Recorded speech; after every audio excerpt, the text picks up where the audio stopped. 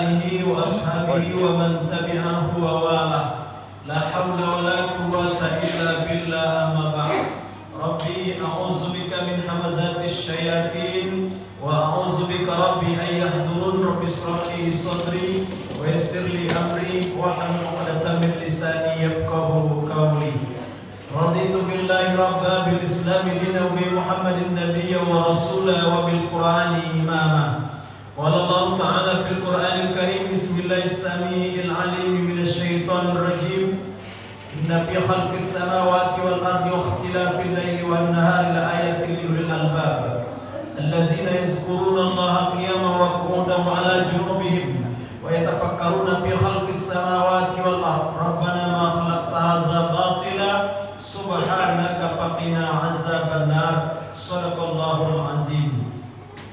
Yang saya hormati Bapak Ketua Masjid Al-Barakah beserta pengurus, selanjutnya saya hormati Bapak Imam, selanjutnya saya hormati Bapak Ketua RT, selanjutnya saya hormati Bapak-bapak, ibu-ibu, kaum muslimin dan muslimat, keluarga besar jamaah Masjid Al-Barakah, calon-calon penghuni surga. Amin. Allahumma amin.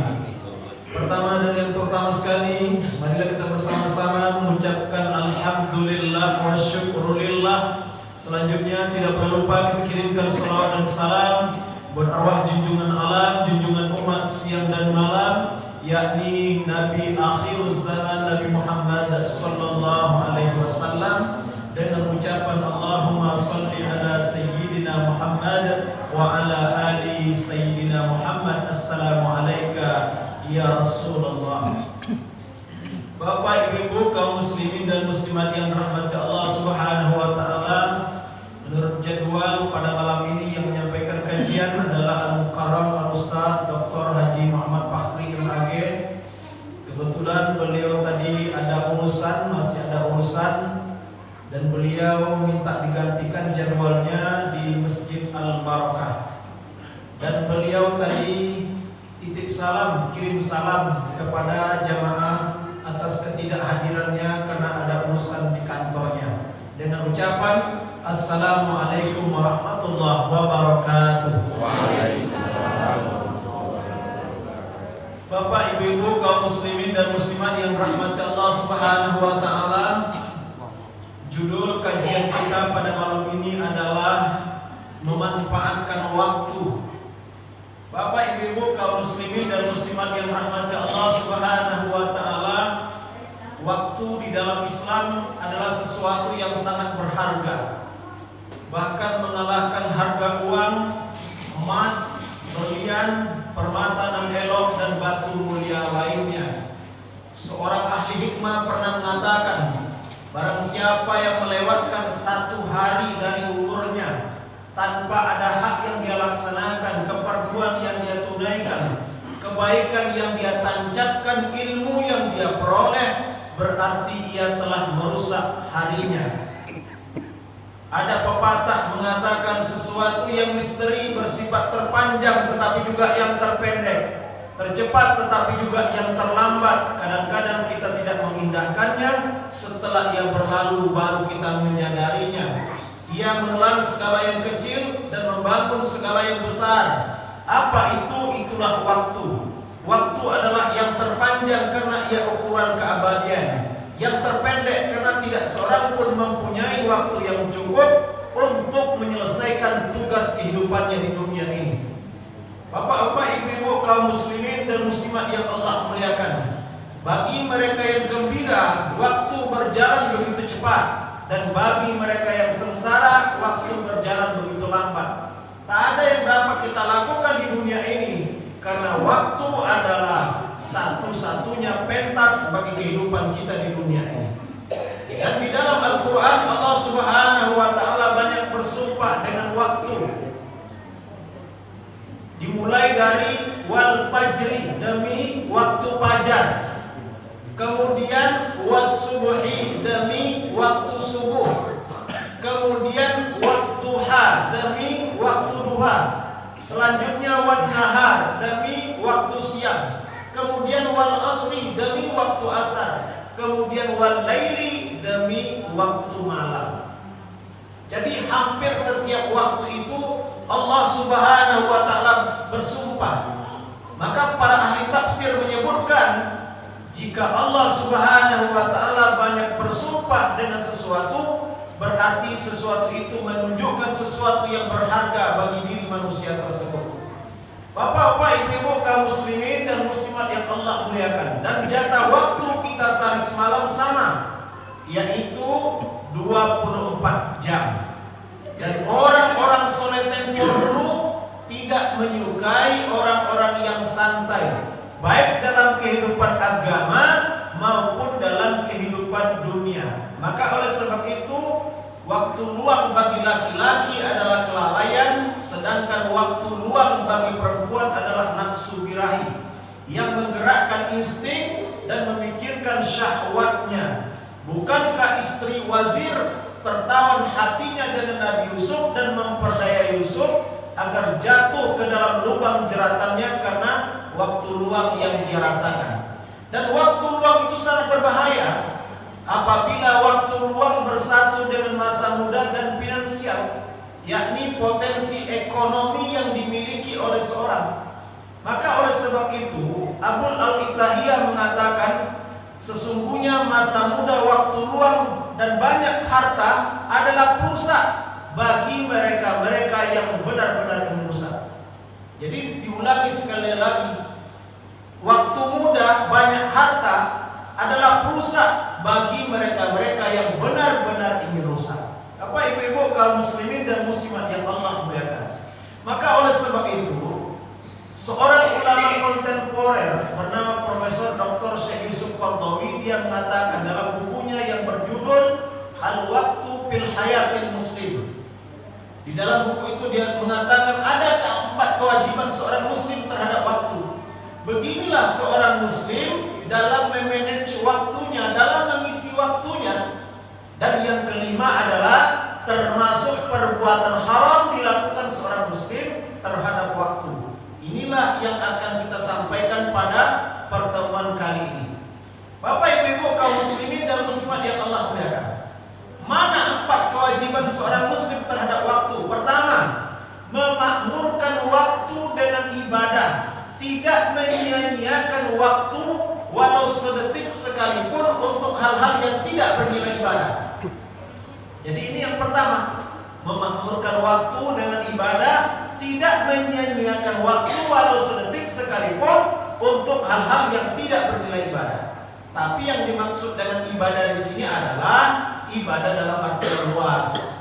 Jadi bukan ibadah dalam arti yang sempit. Apa arti ibadah yang luas itu? Yaitu ismun jami'un lima yuhibbuhullahu wa yardahu qaulan kana fi'lan jadiyan kana aw khafiyan. Ibadah itu adalah satu nama yang disukai dan disenangi oleh Allah Subhanahu wa taala, apakah itu perkataan maupun perbuatan, yang zahir maupun yang batin. Agar satu perbuatan itu dapat bernilai ibadah, maka syaratnya ada 5, kata Profesor Dr. Syekh Yusuf Qaradawi dalam kitabnya tersebut. Bapak ibu-ibu kaum muslimin dan muslimat yang Allah muliakan, yang pertama, perbuatan itu tidak bertentangan dengan syarat. Jadi itu dulu, perbuatannya tidak bertentangan dengan syarat. Tapi apabila perbuatan itu bertentangan dengan syarat, maka perbuatan itu tidak dapat dinilai ibadah. Contohnya apa? Contohnya misalnya seseorang berjudi, lalu dengan judi itu dia mendapatkan uang, lalu uang yang didapatkan itu dia gunakan untuk melaksanakan haji dan umroh, maka perbuatan itu tidak dapat dinilai ibadah. Kenapa? Karena berjudi adalah perbuatan yang bertentangan dengan syarat. Jadi itu dulu yang pertama. Yang kedua, perbuatan tersebut dilakukan dengan niat yang suci, ikhlas karena Allah Subhanahu wa taala. Ini berdasarkan hadis di mana Rasul sallallahu alaihi wasallam mengatakan dalam hadisnya, innamal a'malu binniyat. Sesungguhnya segala amal, segala pekerjaan dinilai berdasarkan niatnya. Bapak ibu kaum muslimin dan muslimat yang Allah muliakan. Jadi agar satu perbuatan itu bernilai ibadah, maka niatnya harus karena Allah Subhanahu wa taala. Maka oleh sebab itu, aktivitas makan dan minum jika tidak diniatkan untuk mencari keridhaan Allah Subhanahu wa taala, maka aktivitas makan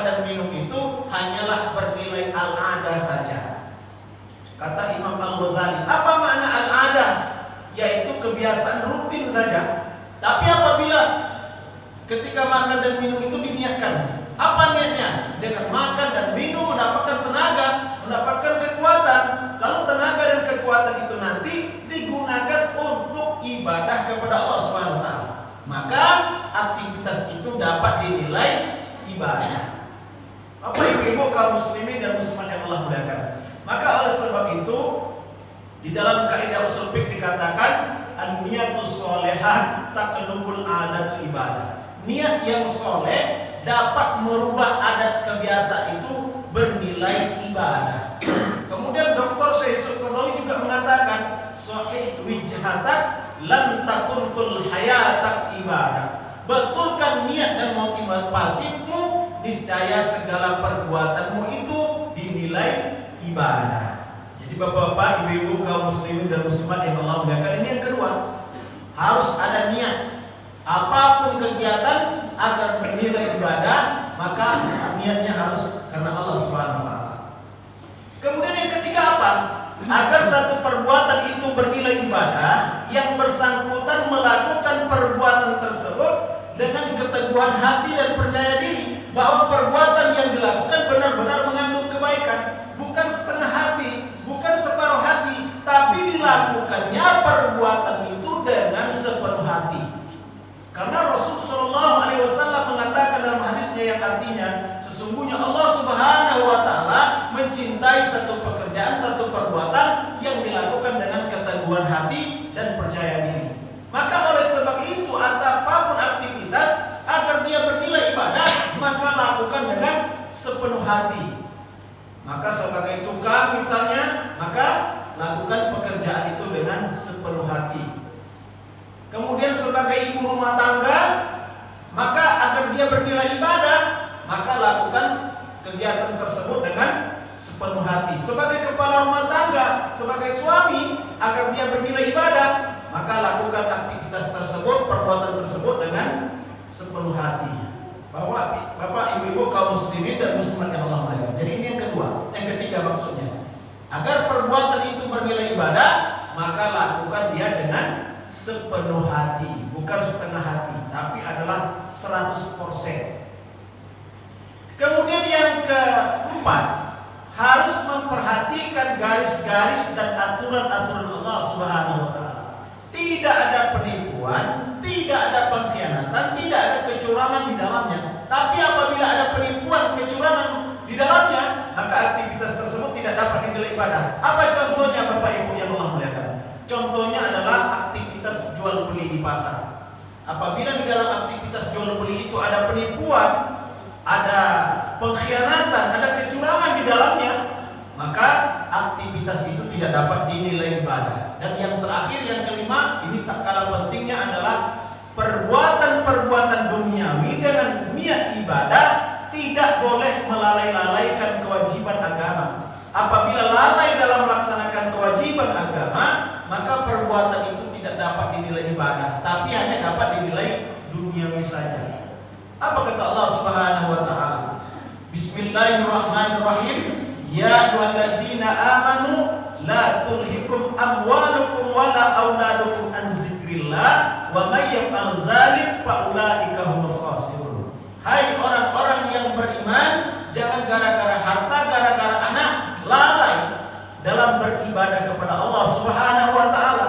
Jika itu terjadi, maka kamu termasuk orang yang merugi. Bapak Ibu kaum muslimin dan muslimat yang Allah muliakan, terkait dengan perkara harta ini, lebih baik sedikit tapi mencukupi daripada banyak melalaikan. Ada cerita Bapak Ibu yang Allah muliakan.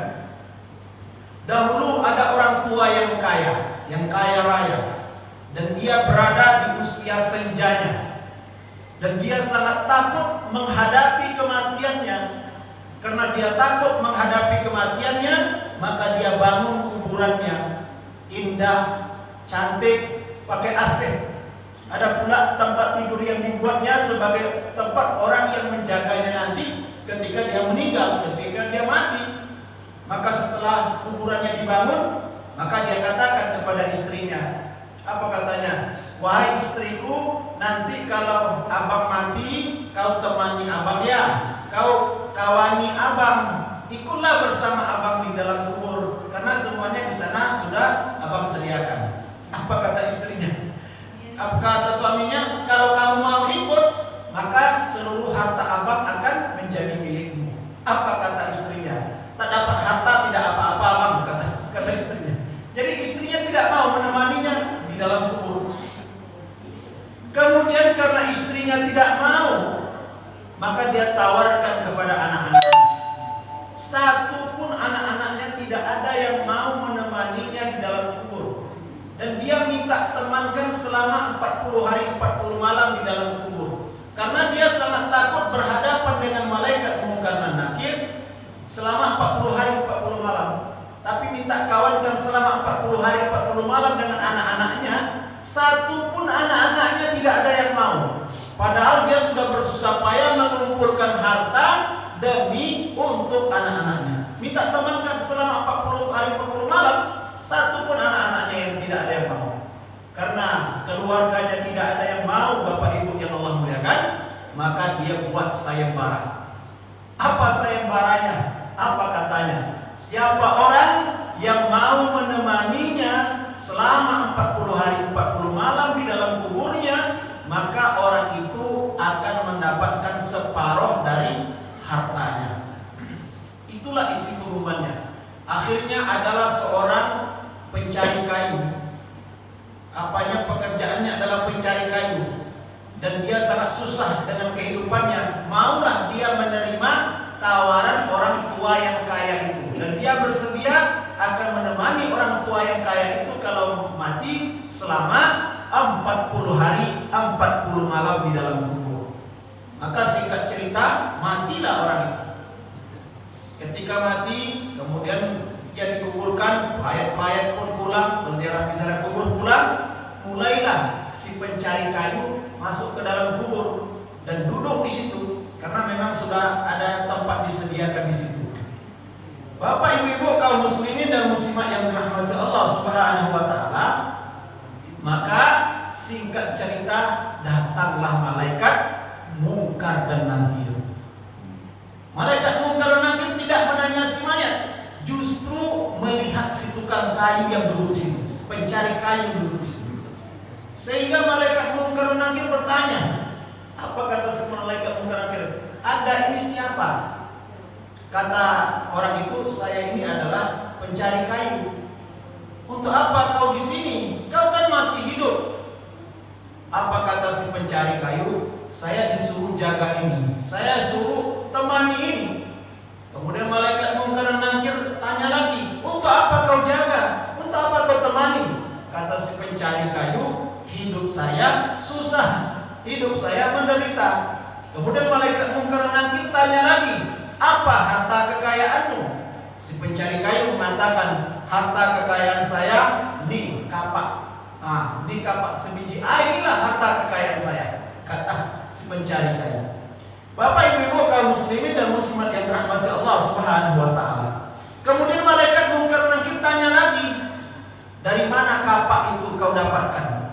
Apa saja hasilnya? Kemana saja kau gunakan? Pokoknya setiap kali datang malaikat Munkar dan Nakir, yang ditanya adalah si pencari kayu yang duduk di situ. Mayat tidak ditanya sama sekali. Akhirnya pas hari yang ke-39, si pencari kayu ini keluar dia dari kubur itu, pulang dia ke rumah. Sesampai di rumah, dia katakan, sesampai di rumah, istrinya mengatakan, kenapa pulang bang? Kembali lagi bang, tinggal 1 hari lagi. Apa kata suaminya? Enggak, saya enggak mau kembali. Pokoknya saya enggak mau kembali ke situ. Rugi bang kalau abang tak kembali, karena sebentar lagi kita akan jadi orang kaya. Rugi bang, kembali lagi bang, tinggal 1 hari lagi. Apa kata suaminya? Enggak, saya enggak mau jadi orang kaya. Kenapa bang? Coba kau bayangkan deh, baru kapak sebiji saja harta kekayaan saya, 39 hari saja dalam kubur, itu saja yang ditanya oleh malaikat Munkar dan Nakir kepada saya. Kata si pencari kayu itu mengatakan lagi, bagaimana kalau saya memiliki harta kekayaan yang banyak? Tentu pertanyaannya sangat banyak sekali. Maka oleh sebab itu, bapak-bapak, ibu-ibu kaum muslimin dan muslimat yang Allah muliakan, banyak memiliki, belum tentu banyak membawa arti bagi kehidupan kita. Maka tepat apa yang dikatakan oleh Abu Ya'la, ma qalla wa kafa khairun mimma kasura wa alha. Sedikit dan mencukupi itu lebih baik daripada banyak namun melalaikan.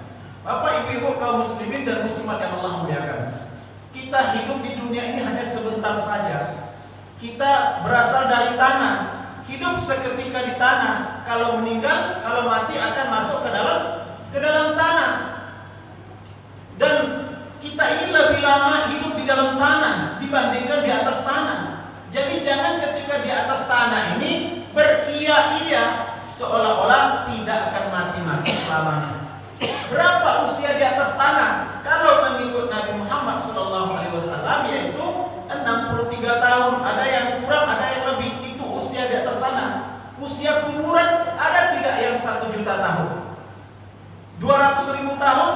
1000 tahun ada, Bapak Ibu yang rahmat Allah Subhanahu wa taala. Kalau seandainya ada orang yang mati hari ini, kemudian kiamat datang 2000 tahun lagi, maka 2000 tahunlah dia di dalam tanah, padahal dia hanya sebentar di atas tanah, yaitu 73 tahun atau 70 tahun, tapi angkuhnya bukan main, soknya bukan main.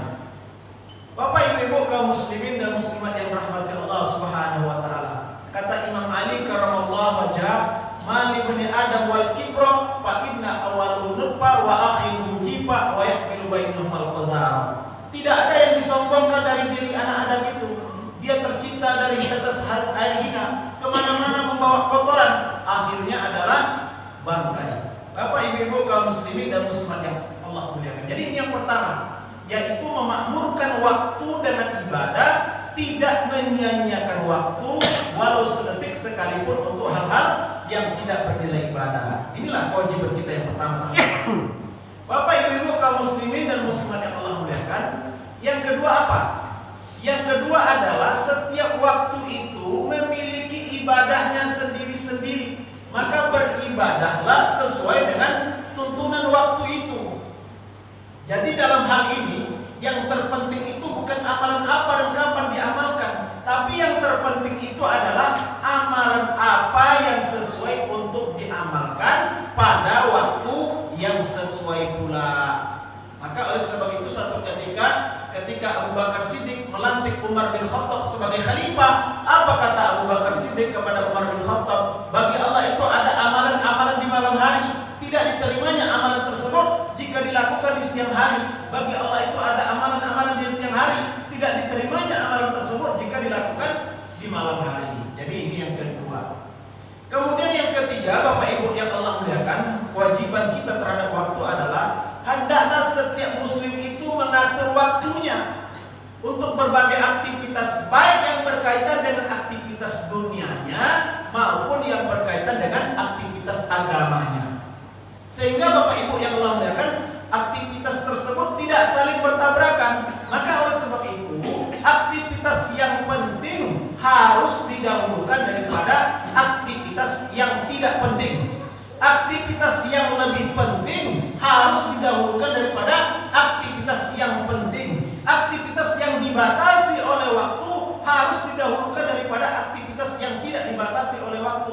Aktivitas yang dituntut untuk segera dilaksanakan harus didahulukan daripada aktivitas yang tidak kena sifat segera dilaksanakan.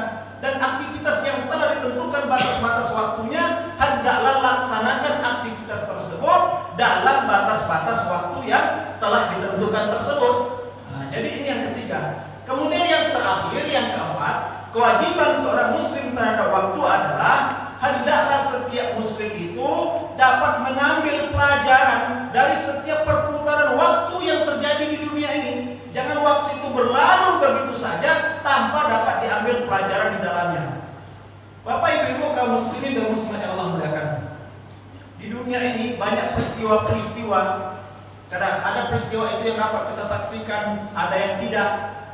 Apa contohnya Bapak Ibu yang Allah muliakan? Contohnya adalah tanah bergerak, biji-bijian tumbuh, tumbuh-tumbuhan berbunga, bunga menjadi buah, tanaman yang kering ditiup angin, janin yang terbentuk di alam rahim, bayi yang dilahirkan, anak-anak menjadi remaja, remaja menjadi tua, tua menjadi kakek-kakek, lalu meninggal. Sejalan dengan bergeraknya cakrawala di langit, berputarnya poros bumi, maka berputarlah keadaan-keadaan yang meliputi manusia tersebut dari kemiskinan menjadi kekayaan. Dulu miskin, tidak punya apa-apa. Oh, sekarang sudah kaya, sudah punya rumah, sudah punya mobil, sudah punya kebun luar biasa. Dari kemiskinan menjadi kekayaan. Kemudian ada pula dari kekayaan menjadi kemiskinan. Ada tidak orang seperti itu? Ada. Dulu kaya, wah sekarang sudah mulai susah, miskin.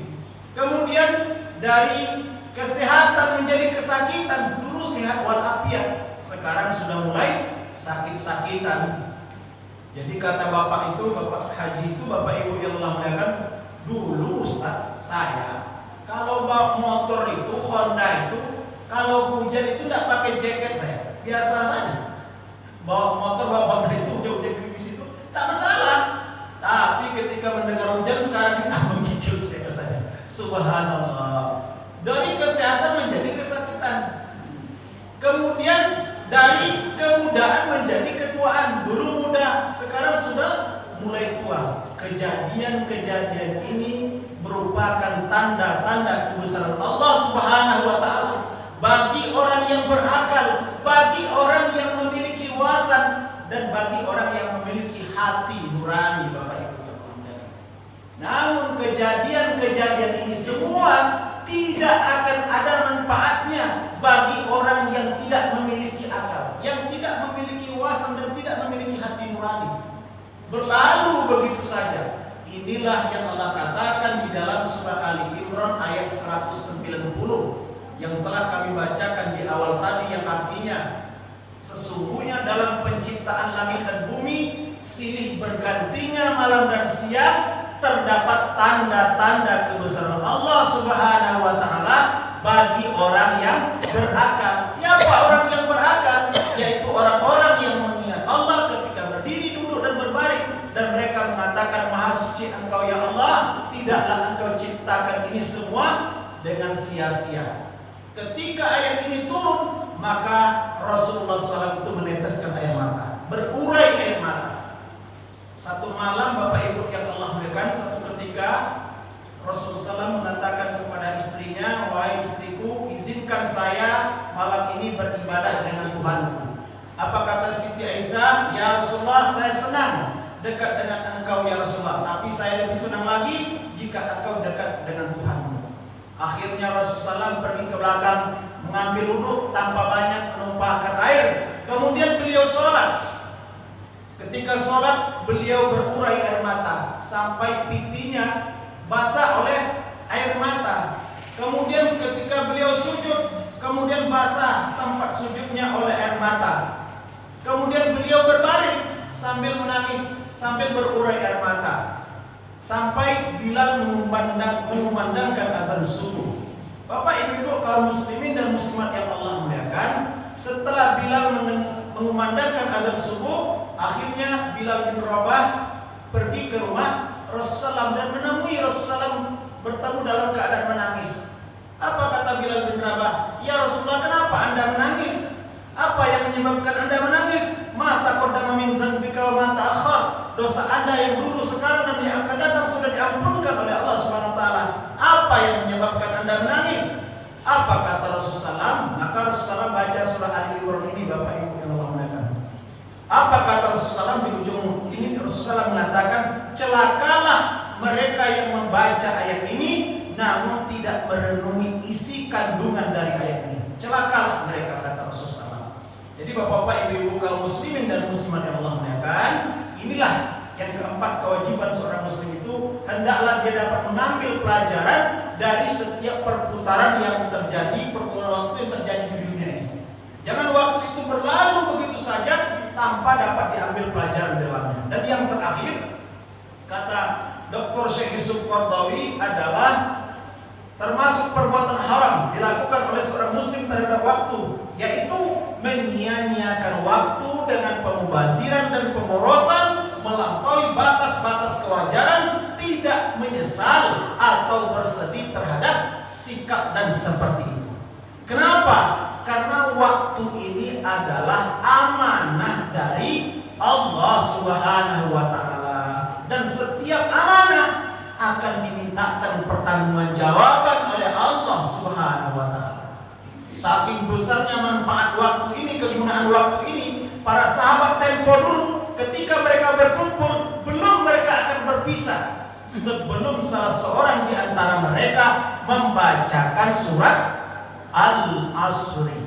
Nah, jadi kalau sudah ada orang yang membacakan surat Al-Asr, maka berubahlah mereka dari perkumpulan mereka. Apa bunyi surat Al-Asr itu? Bismillahirrahmanirrahim. Wal asri innal insana lafi khusr illa allazina amanu wa amilus sholihat wa tawasaw bil haqqi wa tawasaw bis sabr. Artinya, demi masa sesungguhnya manusia itu benar-benar di dalam kerugian, kecuali orang-orang yang beriman dan beramal soleh, saling berwasiat dalam kebenaran, saling berwasiat dalam kesabaran. Jadi Bapak Ibu yang Allah muliakan, apa yang terdapat di dalam surah ini, ya, ini terangkum dalam aktivitas kita, perbuatan kita pada malam hari ini. Maka oleh sebab itu, kalau kita nanti sebagai protokol, sebagai pembawa acara, maka jangan lupa, marilah kita akhiri wirid pengajian ini dengan membaca surat Al-Asri. Nah, jadi ini setiap selesai pengajian pertemuan, maka hendaklah kita mengakhiri pertemuan tersebut salah seorang di antara kita membaca surat Al-Asri. Bapak Ibu kaum muslimin dan muslimat yang rahmati Allah Subhanahu wa Ta'ala. Jadi kita yang hadir di rumah Allah ini, kita yang hadir menghadiri wirid pengajian ini, kitalah orang-orang yang beruntung. Karena 4 kriteria yang disebut oleh surah Al-Asri ini terangkum, tersimpul dalam kegiatan kita pada malam hari ini. Bapak Ibu kaum muslimin dan muslimat yang rahmati Allah Subhanahu wa Ta'ala. Maka oleh sebab itu senantiasalah menghadiri majelis ilmu, karena dengan menghadiri majelis ilmu maka derajat kita akan tinggi diangkat di sisi Allah Subhanahu wa Ta'ala. Bahkan setiap langkah yang kita langkahkan ke tempat majelis ilmu akan ada nilai pahalanya dari Allah Subhanahu wa Ta'ala. Bapak Ibu kaum muslimin dan muslimat yang rahmati Allah Subhanahu wa Ta'ala. Oleh karena itu, satu ketika seorang sahabat dari kaum Ansor pernah bertanya kepada Rasul. Apa kata sahabat ini? Ya Rasul, kalau di sini ada orang yang meninggal dunia, kata sahabat ini, bersamaan dengan itu ada majelis ilmu, mana yang patut mendapat perhatian ya Rasulullah? Apa kata Rasulullah? Jika orang yang meninggal itu sudah ada orang yang memandikannya, mengapaninya, menyolatkannya, maka menghadiri majelis ilmu itu, kata Rasulullah, lebih utama. Lalu sahabat tadi bertanya lagi, sejauh mana keutamaannya ya Rasulullah? Kata Rasulullah, lebih utama menghadiri majelis ilmu itu daripada melayat 1000 orang sakit. Lebih utama menghadiri majelis ilmu itu dari sholat 1000 hari 1000 malam. Lebih utama menghadiri majelis ilmu itu daripada Anda berperang di jalan Allah 1000 kali peperangan. Lebih utama menghadiri majelis ilmu itu, kata Rasulullah. Tahukah kamu, kata Rasulullah, kebaikan dunia dan akhirat adalah karena ilmu. Kemudian kerusakan dunia dan akhirat adalah karena kebodohan. Bapak-bapak, ibu-ibu kaum muslimin dan muslimat yang rahmati Allah Subhanahu wa Ta'ala. Jadi waktu di dalam Islam itu adalah sesuatu yang sangat berharga. Maka oleh sebab itu jangan lewatkan waktu itu tanpa diisi dengan ibadah. Tapi yang dimaksud dengan ibadah di sini adalah ibadah dalam arti yang seluas-luasnya. Bapak Ibu kaum muslimin dan muslimat yang Allah muliakan, apalagi malam Jumat ini. Ini malam Jumat ini adalah waktu yang mulia ini. Mulai dari maghrib mulai tadi azan maghrib tadi dikumandangkan sampai besok hari Jumat, sampai waktu khatib naik mimbar. Berapa jam itu? Itu adalah waktu yang mulia. Itu adalah lebih kurang 18 jam itu. Mulai tadi azan maghrib tadi pada hari Jumat maghrib tadi sampai besok khatib naik mimbar pada hari Jumat, itu disebut dengan auqatis sarifah kata Imam Al-Ghazali, yaitu waktu-waktu yang utama, waktu-waktu yang mulia. Karena dia waktu-waktu yang utama, waktu-waktu yang mulia, maka hendaklah isi dengan kegiatan-kegiatan yang mulia, kegiatan-kegiatan yang diberkahi oleh Allah Subhanahu wa ta'ala. Bapak Ibu kaum muslimin dan muslimat yang rahmat Allah Subhanahu wa ta'ala, mungkin hanya demikianlah kajian kita pada malam hari ini. Semoga ada manfaatnya. Waktu Isya 4 menit lagi. Mungkin ada yang ingin ditanyakan Bapak Ibu yang Allah muliakan terkait dengan kajian ini. Mungkin satu pertanyaan dipersilakan. Silakan Bapak. Assalamualaikum warahmatullahi wabarakatuh. Kembali ke masalah majelis ilmu tadi. Misalnya ada tetangga kita meninggal atau tetangga itu, ini ada kajian. Maksudnya ada kajiannya mungkin di musuh sebelah lah gitu. Berarti kan kembali kepada lebih mulia lagi majelis ilmu. Kira-kira gimana secara sosialnya? Itu aja Ustaz. Jadi baik Bapak Ibu yang Allah muliakan. Jadi kalau ada orang yang meninggal, ada kajian majelis ilmu. Jadi bagaimana menyikapinya? Maka sebaiknya dibagi saja. Dibagi, ada yang ikut menyelenggarakan jenazah tersebut, ada juga yang menghadiri majelis ilmu tersebut. Jangan sampai gara-gara ada yang meninggal, lalu majelis ilmunya tidak jadi. Kita tidak jadi majelis ilmu malam ini, wirid malam ini misalnya, atau sore ini, gara-gara ini. Kalau bisa dibagi. Tapi Bapak Ibu yang dirahmati Allah Subhanahu wa taala, tapi ilmu-ilmu yang disampaikan di sini adalah ilmu-ilmu yang hukumnya fardhu ain bagi seorang muslim mempelajarinya. Jadi ilmu yang disampaikan, kajian yang disampaikan itu adalah kategorinya ilmu-ilmu yang fardhu ain bagi seorang muslim mempelajarinya. Ada 4 macam ilmu yang hukumnya fardhu ain bagi seorang muslim mempelajarinya. Yang pertama, ilmu mengenai akidah yakiniyah yang benar sehingga selamat dari syirik dan khurafat. Yang kedua adalah ilmu yang membuat ibadah seseorang dengan Tuhannya berjalan dengan benar sesuai dengan ketentuan syariat, demikian secara lahiriah, sedangkan secara batinnya memenuhi niat dan ikhlas karena Allah Subhanahu wa taala. Kemudian yang ketiga adalah ilmu yang dengannya jiwa dibersihkan, hati disucikan, segala fadilah dikenal untuk kemudian diamalkan, dikenal pula razilah. Razilah itu adalah yang membinasakan atau yang membahayakan, untuk kemudian ditinggalkan dan dijauhi. Dan yang keempat adalah ilmu yang mendisiplinkan tingkah laku, baik hubungan seorang dengan dirinya, dengan keluarganya, dengan khalayak ramai. Kata Dr. Syekh Qurrabi, ilmu yang keempat ini seseorang itu hendaklah dia mengetahui hukum halal haram, wajib tidak wajib, pantas tidak pantas, bermanfaat atau tidak bermanfaat. Jadi seperti itu Pak Haji. Jadi jangan sampai gara-gara apa maka majelis ilmu tidak dilaksanakan. Jadi pada itu seperti itu.